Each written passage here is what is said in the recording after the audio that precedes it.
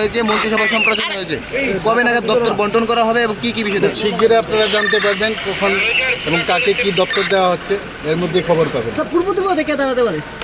এখনো ডিসিশন হয়নি, সবই সময়েই সব জানা যাবে। কবে নাগাদ বন্টন করা হবে? এর মধ্যে হয়ে যাবে।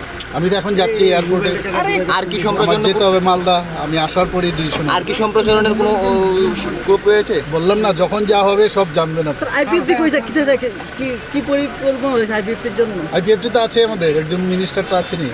স্যার আজকে এই যে শপথ গ্রহণ অনুষ্ঠান, এই শপথ গ্রহণ রাজ্যবাসীর জন্য কি বলবেন বা বলবো, আমরা তো সবসময় বলছি যে আমরা সবাই একসাথে মিলে জাতি জনজাতি মিলে আমরা ত্রিপুরাকে মানে শ্রেষ্ঠ ত্রিপুরা বানানোর লক্ষ্যে আমরা কাজ করছি এবং সেই দিশায় আজকে আপনারা দেখতে পেলেন এখানে দুজন মিনিস্টার আজকে শপথ নিল।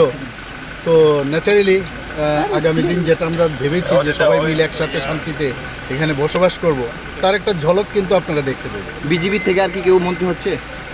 বললাম তো, সময়ে সব জানতে পারবেন, এখন কি করে বলবো। Thank you.